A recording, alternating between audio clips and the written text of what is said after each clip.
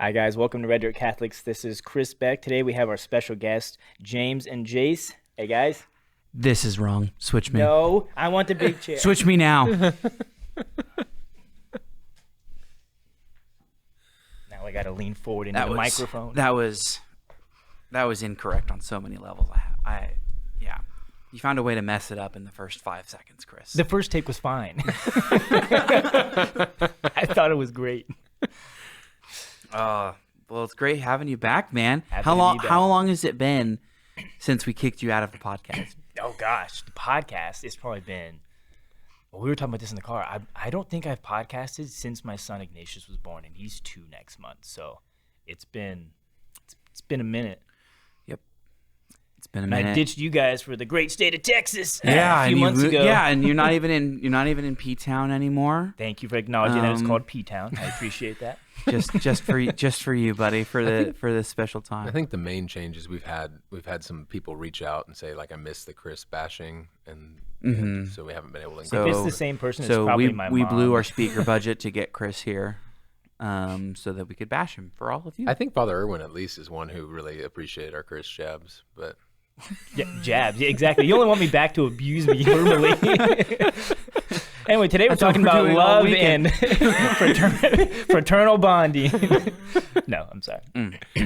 So you moved. Why did you move? Catch us up on life, Chris. Yeah. Well, so long story short, why we moved? None of our family lived in Ponca. My family's up in Ohio and Michigan. Jenna's family's all down in South Texas, and where we live, Lake Jackson. It's cool to say and weird to say at the same time. But a job opportunity came for my wife to transfer. Lake Jackson. Hey, it's no P-Town. Don't worry. Ponca City has my heart.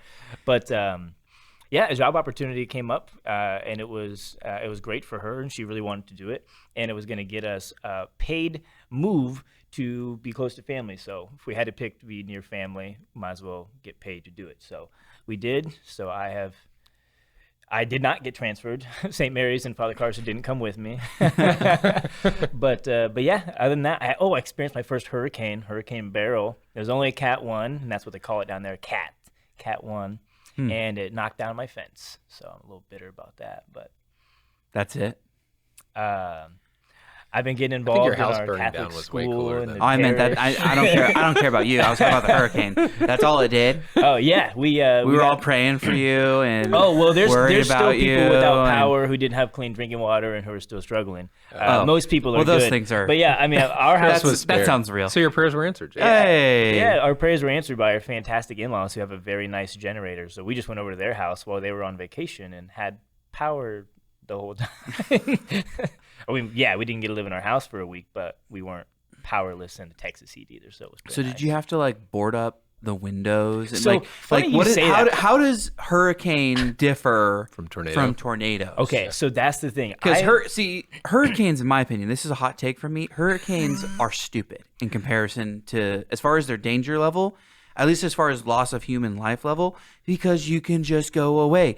You see it coming a mile just go away. away. Like drive. Your house might go down, but like purely from a human life thing. Like, You're right. loss of property so and damage. I all thought that. the same thing because I'm like, I was just talking with my wife and she's like, yeah, like it only looks like it's a Cat 1, so there's no need to evacuate. And like, do we do anything? And then we were driving to the grocery store and we got to the grocery store. It looked like it was abandoned. All the windows, they just like were covered with boards and the doors were like sealed. And I was like, oh, and then I started driving by. Everyone has like these pre-built boards with special hooks. It's a thing down there and to cover up. I did not know that. So we did not, but thankfully none of our windows broke. But I did find out. So I was telling people, I was like, yeah, I'm from Oklahoma. We know tornadoes, and tornadoes are so much more powerful. They're way faster and more dangerous. I was so Oklahoma wrong. flex. No. I wasn't saying it like bragging, like, you guys don't know nothing about no. But no. So, yes, you can just like leave. Tornadoes are fierce, but they're so isolated, like wherever the tornado hits, house is gone.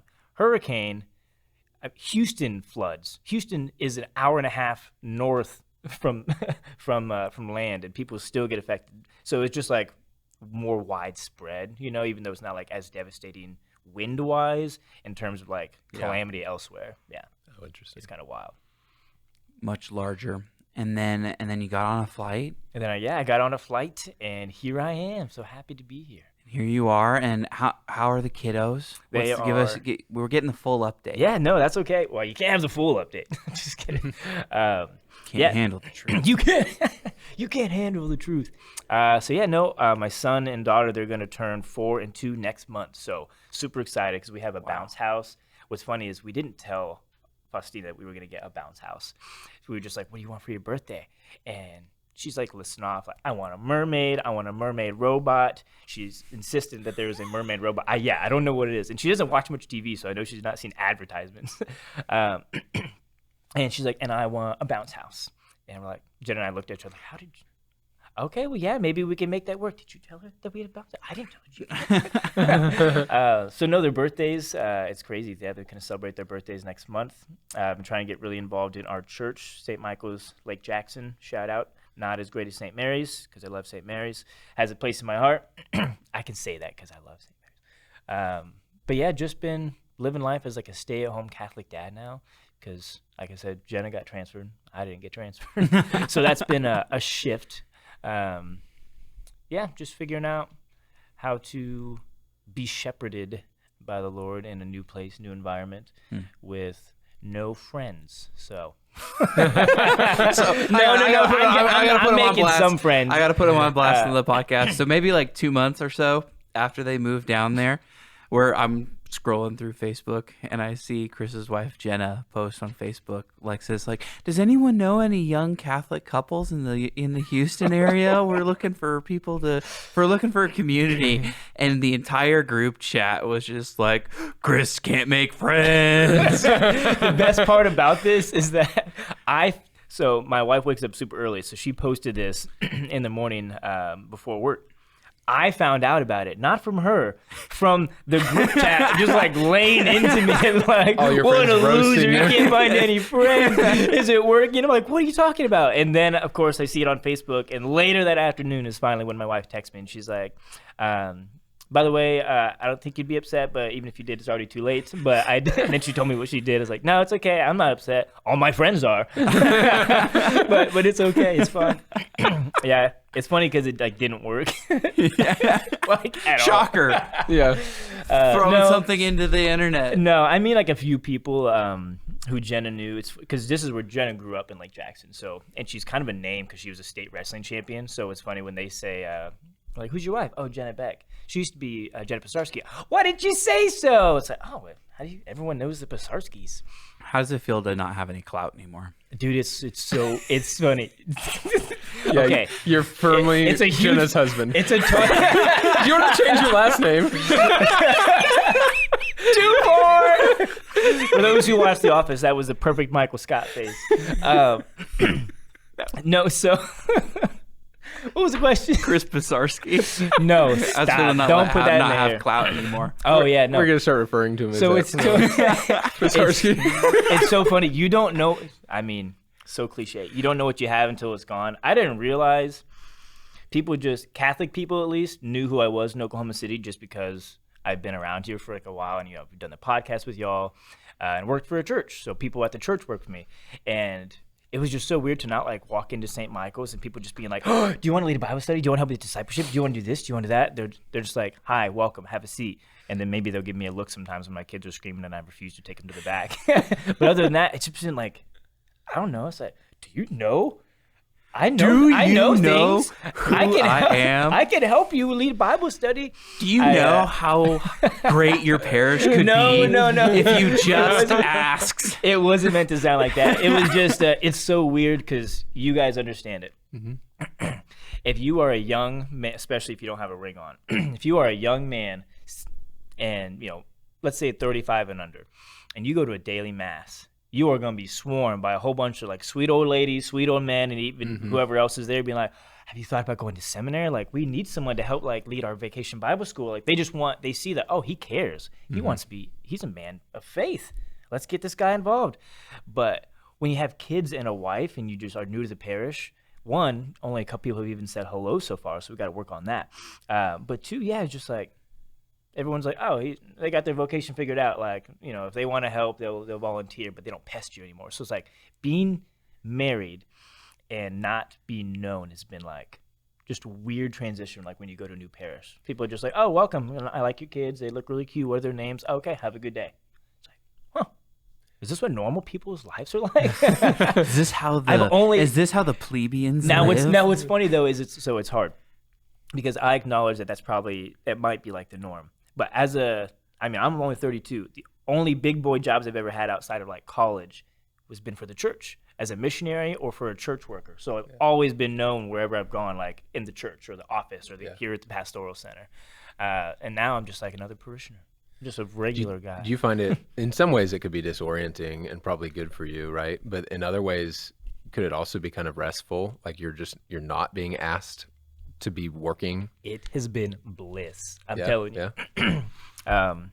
Yeah. And I think why is because it gives me, one of the things I used to complain about all the time, whether I was in Focus or, working for the church, and you guys probably feel the same way to a certain extent or have felt, you feel hamstrung. Like you want to do X, Y, and Z, but you have to give so much of your time to this project or to that. But now I have total freedom. It's like if I want to just invest all my time in like creating a men's young Bible study of like others, young dads or even like single men, I could do that. All my time, all my efforts just to that. I like when St. Paul says in Scripture, like we've devoted ourselves to the preaching of the gospel.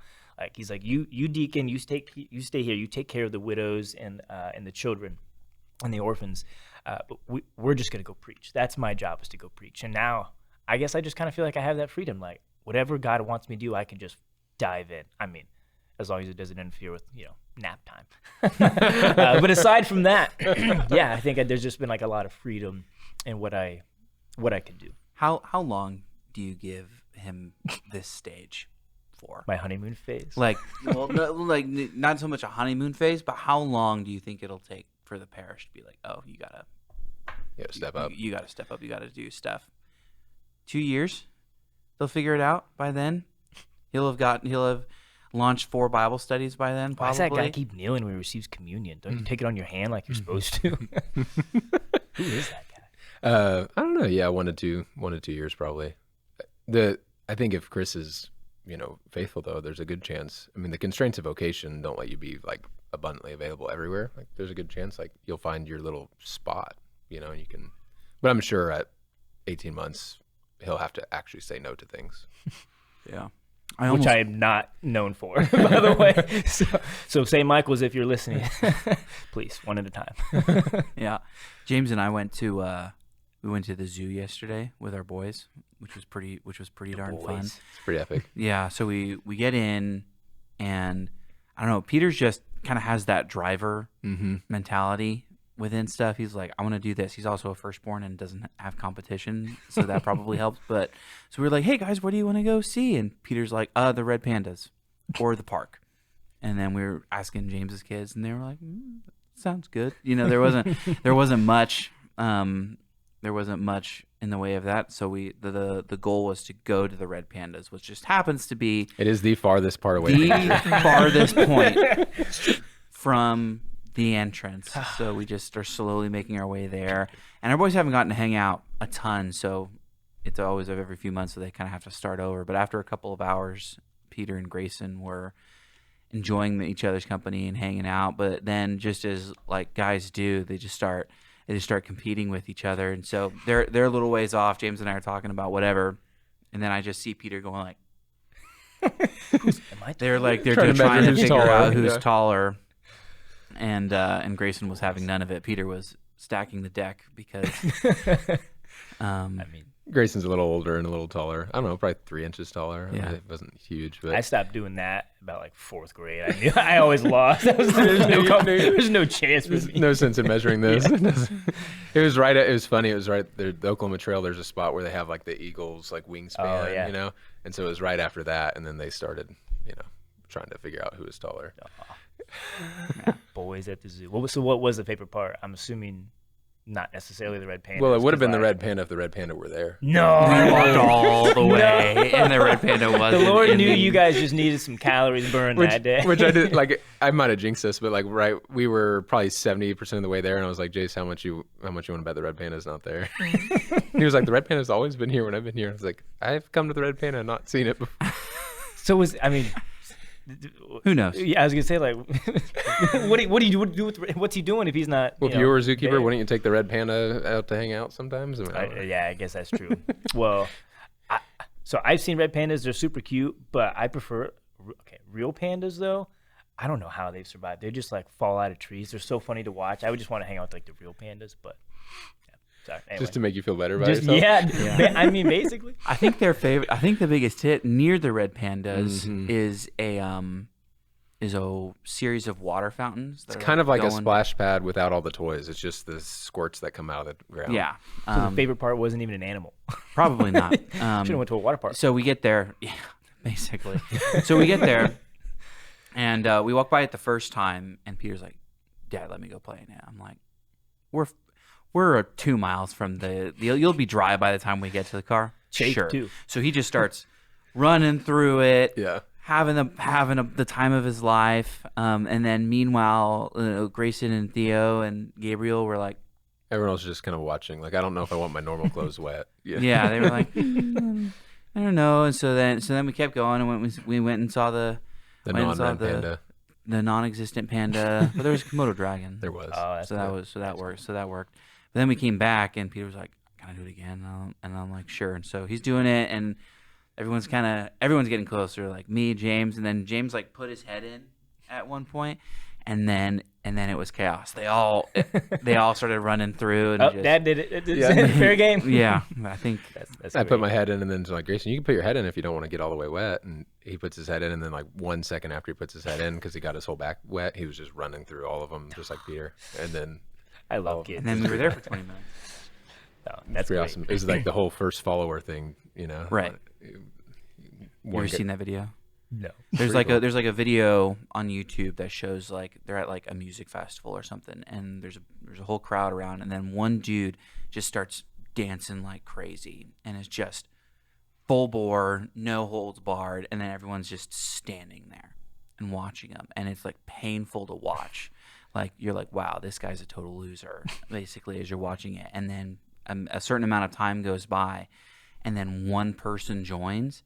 And then the entire, 5 seconds after that one person joined, the first follower, and it became a crowd or cool, the entire crowd goes into it. So it's just this leadership principle and discipleship that's like. It's a really cool lesson, because when you think about it, like, let's say one of us is doing what we know the Lord wants us to do at our parish, no one's joining.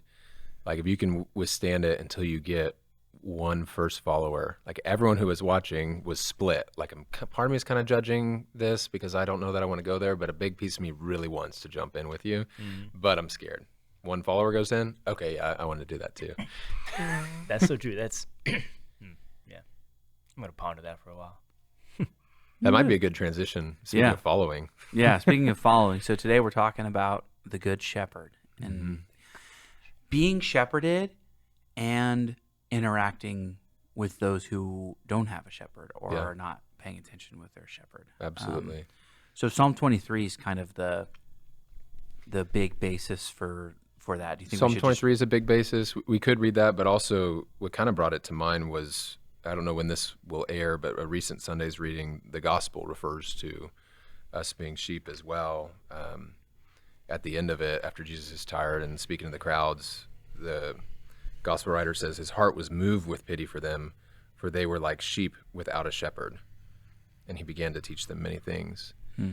And like, full confession for me, and those of you who have kids who would understand this, I was at Mass, 5 o'clock Mass on a Sunday. The audio was out. I couldn't really hear the homily and my kids were being crazy. And I was just like, this homily is doing nothing for me. I can't even hear it. And so I took my mind back to the gospel and kind of replayed it in my mind. And the sheep without a shepherd just kept playing there. So I just chose to dialogue with God about it and not listen to the homily because I couldn't hear it, But anyway, what the Lord like the first question he asked, and I'd love for you listeners to ponder this, and the three of us to discuss. But the first question, like, I heard from God was sort of like, okay, I made you all to be sheep. If you're made to be sheep, what's it like when you don't see me? How do you behave when you don't see me? So just a personal question, but also you can apply that to others too. Like, if we're made to follow, and we're not following the main guy, Jesus, what else would our heart want to follow? How else would we behave? I think that's one of the things that I dislike most about myself is like you asked, how do we behave like when you don't see me? Because the thing about sheep with a good shepherd, they know if the shepherd needs to go away for a while, he's coming back, and they know just stay put. Don't. You know what I've told you. Just stay put. I'm the sheep that as soon as I see the shepherd leave, I'm like, okay, well, clearly he abandoned me. My life is over, and I know it's something that God wants me to work on. But sometimes hearing this gospel makes me think, like, are you ever gonna look at me with pity? Because I need it. I want pity. I'm pitiable. Please pity me. I need to see you and to know. But then the reason why I dislike myself so much is on the flip side, when God is there in front of me and he is shepherding me, just as a man, I don't like to be prodded and told where to go and what to do and what his plan is for my life. Lead me. Yeah. The way I want to be led. When I'm in the mood to be led. When I'm in the mood to be led. This is now the Office Podcast. Welcome. Featuring your new host. No, but yeah, that's basically it. When God's not around, when my shepherds seems distant. Wow, you abandoned me, like I don't know what to do with my life. Woe is me. But when he does try to like lead me and guide me, and he does it sometimes in really good, gentle ways, I feel like, yeah, Ryan from The Office, like, no, like, this is my plan. Lead me only when I want to be led. Right now I don't want to be led. Yeah. But when he doesn't lead me, then I'm like, well, where are you? Why aren't you leading me? My life is in ruins. I don't know about you guys, but that's how I feel a lot just in my own interior life. I had a really similar kind of observation in prayer after that. It was like, okay, well, sometimes without thinking, I'm trying to follow all these things, like follow the approval of other people, like follow my own will, just because I'm made to be a sheep, I need to follow something. I need to be on a path, and I'll just, instead of trying to find where Jesus is and finding peace and staying there and following him, I'm trying to find all these other things and fill it. But then to your point, I realized like sometimes my choice will be to reject them as sheep and like think I'm a goat and I'm going to go off and venture on my own and jump over the fence. And I'm probably going to get eaten by a wild animal, like I'm probably going to get devoured, right, when I go away. So it was just interesting that I was seeing it. Like, I feel like Jesus probably pities the sheep more who like really wants to follow something, but just doesn't know the voice of God yet. And there might be more hope there actually. And so they're following this progressive thought, or they're following this political figure, or they're following what they're putting that at the center. But then they're like equally dangerous is like rejecting that I'm made to follow and sort of going on my own, Yeah, the first thing that I think of whenever I'm thinking about sheep and being shepherded and things, there's that meme, right, or a little short video where the sheep is like buried in the ground. I just know what you're talking about. and it's like basically, like, I don't even know how he fit in this hole, but he's like wedged in a crevice. Wedged in a crevice with just his little hooves sticking out. Yeah. And then, the shepherd like grabs him by the hoof and like pulls him all the way out. And then you put it down and like the captions will say like, gee, what Jesus does with me, and it's like all nice. But then, and some of them will end it right there.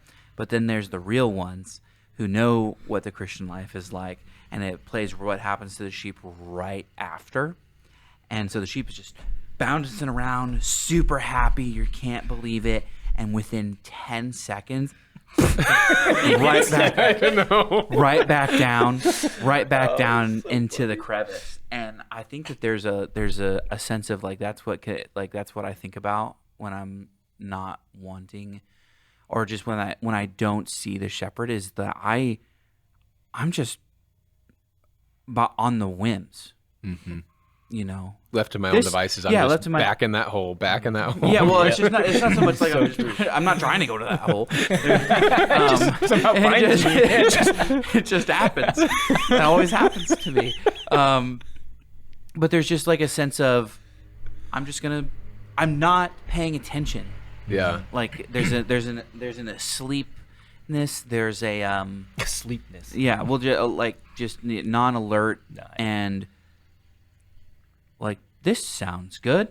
I will go do that, and that sounds good. I will do that, and then it all leads back to the crevice, man. Dude, all roads lead to the crevice. Or crevasse. How do you say? Is it crevice? It isn't. I don't think it's crevasse. Okay. Wow. Tisinski, I don't think it's. Anyway, We can call him Krasinski. this is not working out. As like We were gonna call you Krasinski all weekend. This is Krasinski? What's what's her last name again? I'm not telling you. We're gonna mispronounce. now we're just gonna Hold on, mispronounce I don't want to it. leave them straight out. So, the episode is about shepherds, guys. No, so you said not paying attention. And so for those who don't know, I think I already said it. My son is named after St. Ignatius, but of Antioch, the first bishop of Antioch and disciple of John, not of forget Loyola. Loyola. But yeah, well, hold on. But I do love St. Ignatius of Loyola. But I have found, I understand his conversion so much more because now that we live in a world where it's so noisy all the time, I just came out of an airport. There's not one person that didn't have an AirPod in. If you're under the age of 40, you got an AirPod in. Just one. There's just always, you're talking to someone. They're like just actively listening to music or an audiobook or a podcast, watching YouTube, reels, shorts. And when I just take like even 30 minutes, Ignatius is napping, Faustina's up coloring or something, and it's just me in the house, and there's no, all of a sudden I just feel like, man, I feel really close to God. Like he's right here and he's just talking so clearly. And I just think of, in John 10, I am the good shepherd. Sheep hear me and they know my voice. Mm-hmm. His voice is talking to me probably way more than I think it is. And I'm complaining that it's not, but in reality, I just have an AirPod in all the time. And I'm just tuning God out. And just, because, he talks in the silence. We know that. Yeah. And I just hate silence. It makes it really easy to just reject the voice of God, like you said, and just not pay attention. I love that. I think that in some sense, like this gospel and the psalm, the quote you mentioned from John, the lost sheep, what Jesus does with that, I feel like the invitation is to accept that I'm a sheep and to listen to my shepherd, right? Whereas like if I didn't do both of those things, then I'd be totally lost. Like if I accepted I was sheep and just followed whoever was, followed the whims of the day, doing what I think is best, and I'm never recentering to hear where the shepherd's going. And to your point, it's actually easier just to turn the noise down. Yeah. Like instead of like overcomplicating following the shepherd, it's like, well, when am I checking back in with the shepherd? When am I reducing the noise? Because I felt the same way. And you mentioned Ignatius, I'm going to quote Loyola, but he says an unexamined life is life not worth living. And I feel like as a sheep, to stick to the analogy, like where the shepherd is like a constant examine happening. Like it's just like he's in the field. Maybe he told us he's going away, but like it's a constant reality of life. Yeah. As a human, distracted by many things, worried about many things, instead of the one thing necessary, Jesus, I can really get lost quickly, even though, to your point, he's constant. He actually has an AirPod to our heart, right? Like he's constantly there. Yeah. It's just like, did we choose to turn it on and listen? Producer Avery, I want you to change the name of this episode and call it AirPod to the Heart. Genius. God, man, you're just ambassador to Gen Z. Which is so not me. Just meeting the people That's where they're gonna be at. your new nickname, Gen Z ambassador. All right, now we gotta get Jayce. No, and it was funny. So you said something. Sorry, did you have something first? So I don't remember your words specifically, but it made me think about something that my old teammate Dorian told me. So in prayer, he was my first year teammate. So shout out Dorian Ariano. I remember we would go to chapel every day for a holy hour at 9 a.m. Right? And I remember I was still a baby Catholic at this point. I converted in 2013. I started work as a missionary in 2014, so pretty new. But I just left Focus New Staff Training and going to the chapel, and I have my breviary, I have my prayer book, I have my Bible, I had my rosary, and I had my phone because everything, smartphones. And I remember talking with Dorian later in our house, and he's like, the goal of adoration is not to pray all the things. He's like, it'd be better if you could just go and not need anything. You just talk to God. And I can't tell you how many times I've reflected on that in my life. There have been so many times where I felt like I couldn't understand what God was trying to say. So I pull out a spiritual book, and I dig through it, or I try to listen to more Catholic podcasts. Maybe I'm not Catholic enough. I'm listening to all these Catholic podcasts. I'm reading all these Catholic books. I'm looking up all the lives of the saints. And God's like, over here, just come talk to me in the chapel. I can, like you said, I got the AirPod right to your heart, buddy. You don't need to try to dig. Not saying you can't do all those good things, but they should accompany the prayer life, not be the prayer life. No, exactly. And that was a great summation. And I know I get caught sometimes doing that where I know I need to go to adoration. I don't really want to, but I'm gonna go. But I don't want to be bored, so I'm gonna bring my spiritual reading book that I like to read, just so I have something to entertain myself Catholically and still feel like a good person, versus being able to just sit in silence with Jesus for an hour. Wow. Isn't it awesome that even though half the time when we go to prayer with the Lord, we're thinking about ourselves, but somehow it's still efficacious for us? Yeah, that is awesome. Like, I'm coming in. God. Literally. That is not blasphemy. I just keep, thinking about this within a sheep. And I also want to talk about Inside Out too, in response to what you were saying of, coming in, is just like into a holy hour is like a sheep orienting, like, okay, there's a shepherd. I'll walk that direction, and be in that place and like get close if I can, and just like it's a posture almost more than anything, but the posture is like receptivity, like I am yours and I will follow you. Okay, it's very, I love that. It's very simple of what we're looking towards there. But as I was hearing Chris talk about some of the obstacles in doing that in prayer, and like the thing that I was hearing reminded me of the Inside Out 2 movie, which is like, it's a Pixar movie. It's about like emotions and different things. Like, it's got some good stuff. Counselors really like it. But there's a piece in this movie where like the kid grows and like anxiety becomes like an emotion and eventually kind of like takes over in a little bit of a way, like in well-meaning ways, but it just like everything is going haywire, and the girl's core self, like maybe it's related to like the health of the soul. You could figure it out wherever you want to say, but like the belief of the person before anxiety took over was like, I'm a great person. I have a great family. I love my friends. Those were the different things that were like resonating within her, and where all of her actions were coming from. But when this anxiety thing came in and like infected it all, just trying to do better and be better, like the thing that became the core belief of herself was, I'm not good enough. And that's the crux of what was happening there. A little bit of like, I'm not good enough. I need a book.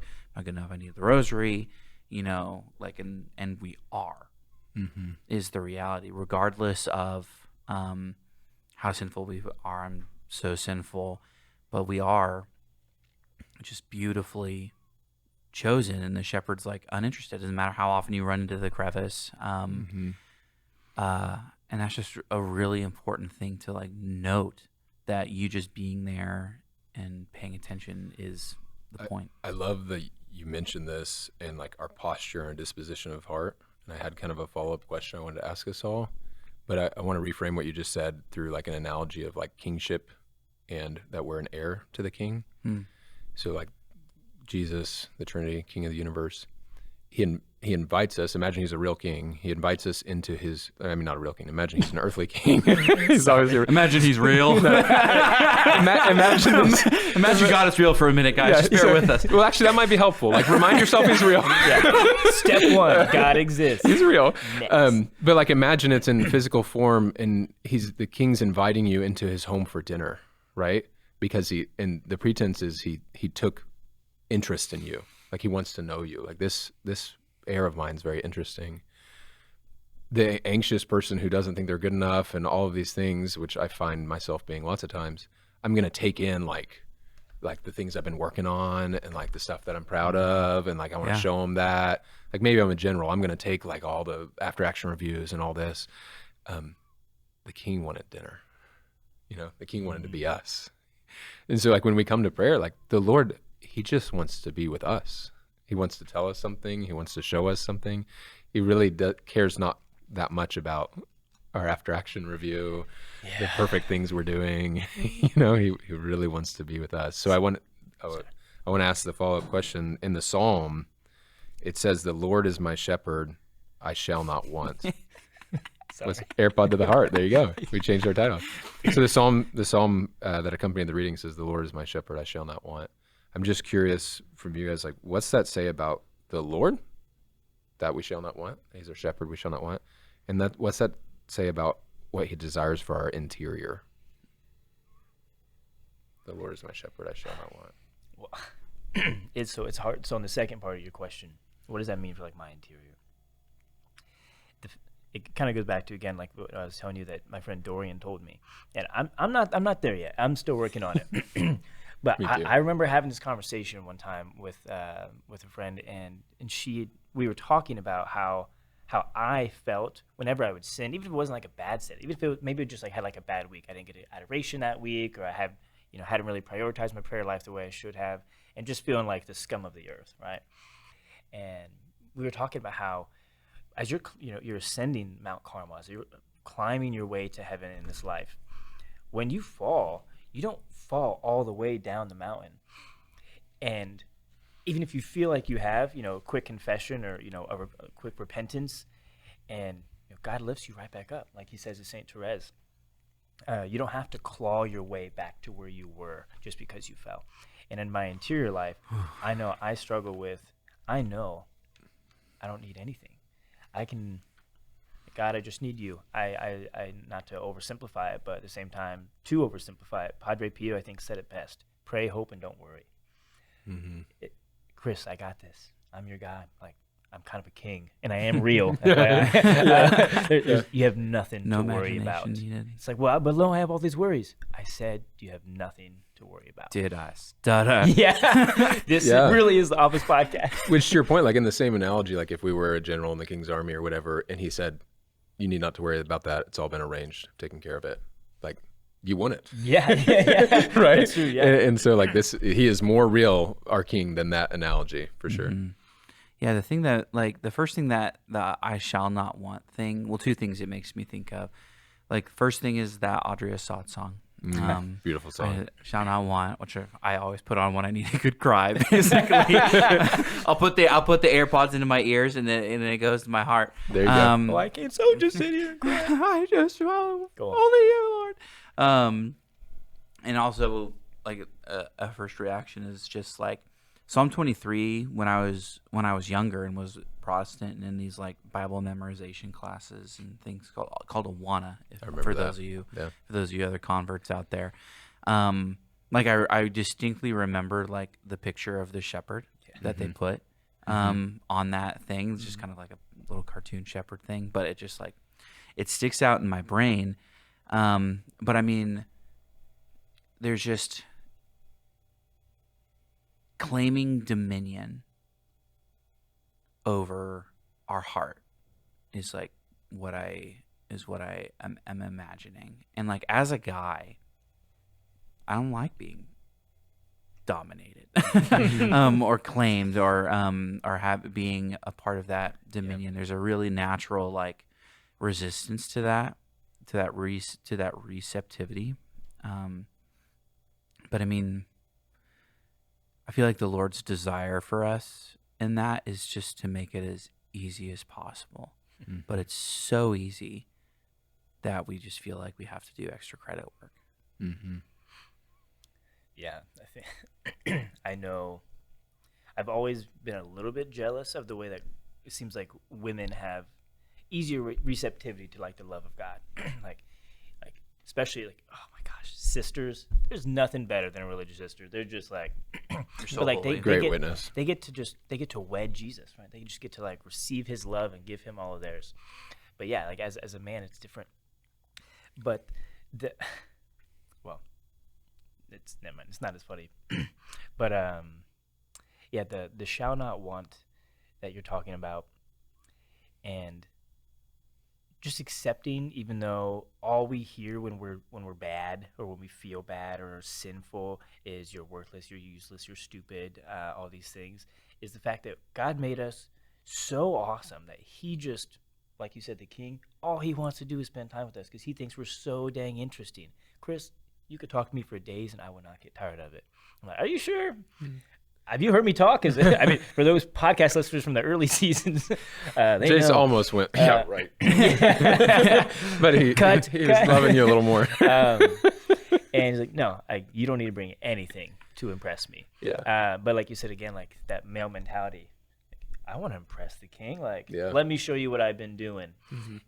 And just for him to like not spit on it, but just be like, that's not what impresses me. Mm-hmm. You impress me. Like, Mhm. but I haven't been in adoration all week, and my prayer life's been terrible.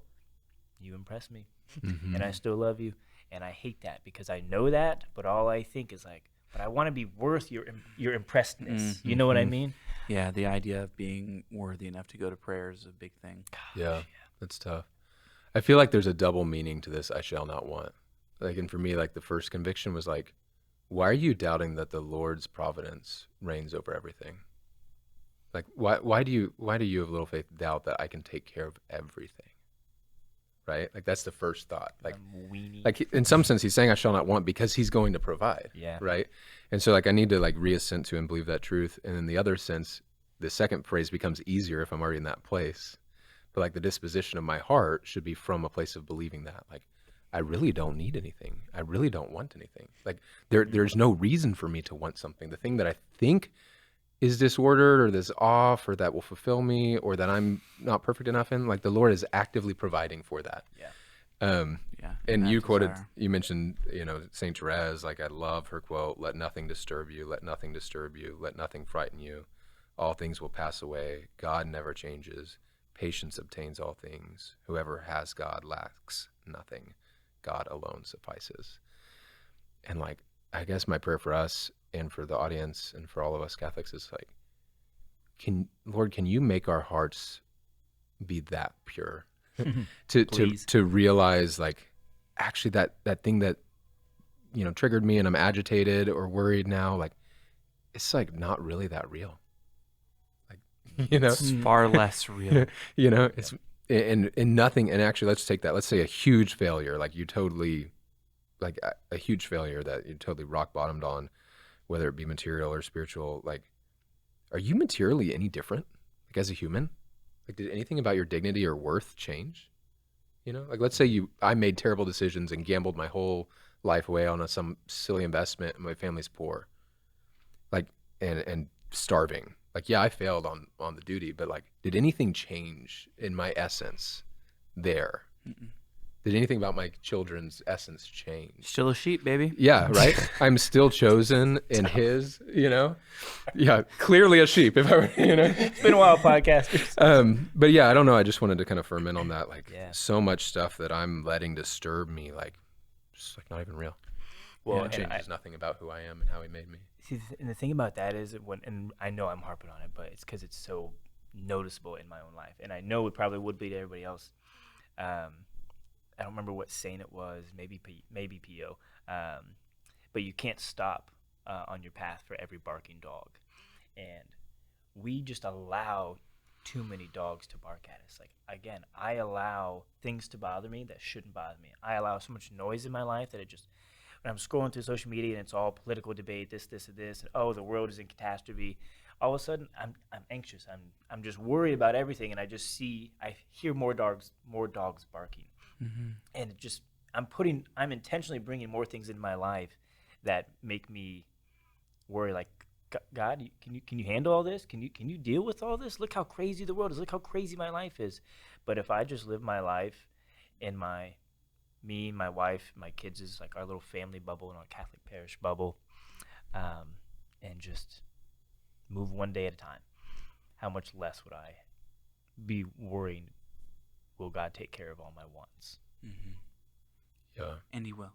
And he does. And then at the same time, I think it'll be a virtuous cycle. The more we believe in that and the more we try to move our disposition that way, the more our heart actually legitimately doesn't want anything else.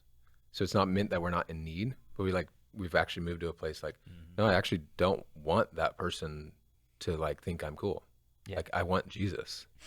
And that's it. I want to love and be loved, and that's Yeah. it. I actually don't want to fix this problem. Like if the Lord wants it fixed, if the Lord desires it fixed, great. Yeah. But like, I don't want that to be perfect. I want what Jesus wants for me in this moment, and so I think there's so much about our heart that it can be transformed and help us to let him care for us. And just, trusting in the providence of the Lord being, the key within all of that. And it's hard. Like, all of this is really hard. What are you talking And like the falling over and over again, and like it's super easy. And I kind of want to like leave with this exhortation of that it's super easy to feel because you fall within 10 seconds of being saved over and over again, that there's something substantially wrong with the way that you are attempting to follow the shepherd. But the Lord just desires you to follow him. And get restored, and be in an amazing place as a result of it. So there's just if you're struggling right now, there's like, keep struggling. It's really a perseverance thing. And even though it's like, I'm doing the same thing over and over again, and it doesn't matter what I do, and it's always going to be, there's all of these things that we can say about ourselves that it just isn't the point. Yeah. Being with him is the point. Yeah. Patience obtains all things, right? And so I would say, just a slight reframe, it is perseverance, but it's a perseverance with patience because we can't just willpower over the thing, right? Correct. And so it's a counter step to your point, Jayce. Like, we need to stay in it. We need to keep receiving what's happening, accept with the reality we're in, and not like totally check out or numb ourselves or avoid things, but stay in it. But we do need to relinquish. So inside the counter step, the main step we're driven to would be to overcome our own imperfections and try and be perfect. And we're going to exhaust ourselves again and find ourselves where we were again. But the reality of where we need to move there is a counter step where we actually do less. So if the shepherd is right now leading us there and I'm awry and getting dangerous, I actually need to move more into the shepherd and actually let him carry me now. Right? Like, I need, it's like, okay, we're going up the mountain and I'm falling down the mountain as a sheep and I'm getting hurt. And okay. And we got back up and we're walking again. It's happening again. It's like, now it's time to be carried, like elevator happening. Right. And so there's a movement. We don't give up, but we do realize, like, okay, he could carry me here. I need to let him carry me. And he can carry me as much as you want. He sure can. Make it really. He sure can. Well, this has been great. Chris, it's been great having you back again. Hey, thanks, guys. Come back anytime. All right. If you get it right, Jayce might. If you let Jesus carry you, Jayce might let you sit in Yeah. the chair. I'm still kind of bitter about that. Only if Jesus is carrying But I mean, whatever. But yeah, this has been Red Dirt Catholics. I'm Jayce. I'm James. And I'm Chris. We'll see you next time.